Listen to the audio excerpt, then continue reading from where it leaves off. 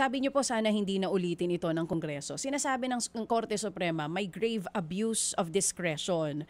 So ako po personally, ang tanong ko dito, malinaw sinasabi ng Korte, it's unconstitutional pero natuloy pa rin yung paglipat ng pondo. Meron po bang mananagot na pinilit pa rin po nila itong gawin kahit na ba alam nila na hindi naman talaga po pwede?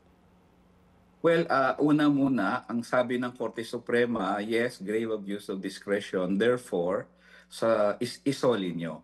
Ang tama yon, agree kami doon. Hindi pwedeng hindi isoli. No? Hindi siya katulad ng isang kaso namin dati, 2013, 2014, na kung saan pork barrel at DAP yung aming challenge noon. Naipanalo naman namin, pero ang sabi ng Korte Suprema at the time, operative fact, nagawa na yung tulay. So ano mang gagawin natin diyan, 'di ba? Huwag niyo na lang ulitin, 'di ba? So yun yung yun yung maganda doon na sinabi ng Korte Suprema, ibalik niyo. Yung nag-agree ako kay Cardinal Ambo David nung sinabi niya na bakit igaapa? Hindi parang, 'di ba?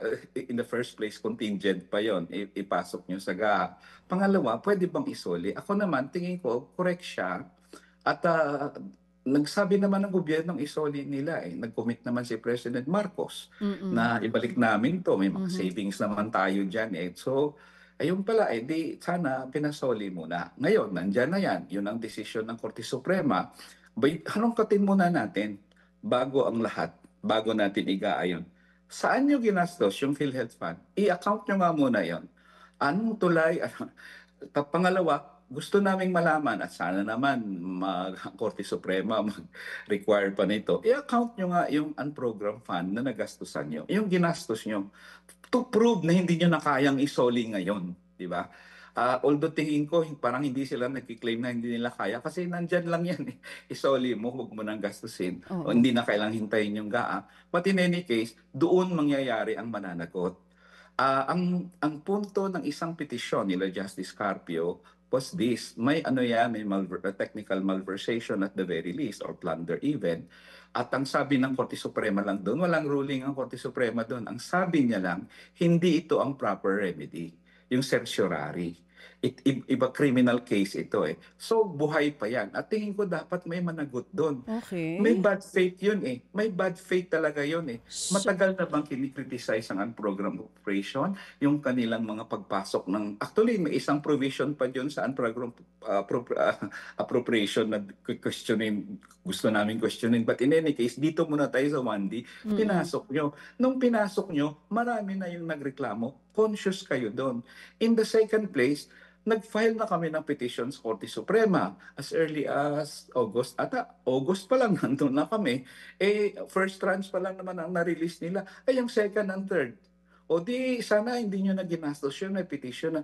Later, nag-TRO ang Korte Suprema. Nag-file ang bayan muna October 27 ata ng motion for TRO. Ginrant ng Korte October 28 ata. O di alam nyo na, ba't nyo pa ginagastos yung mga So may bad faith yun para sa amin at the very least. Secondly, of course, irregularities doon sa gastos noon, dapat rin may managot noon. At the very least, tingin ko, pwedeng ilaban talaga yung technical malversation kasi ginalaw nyo ang isang pondo na nakalaan para sa isang item.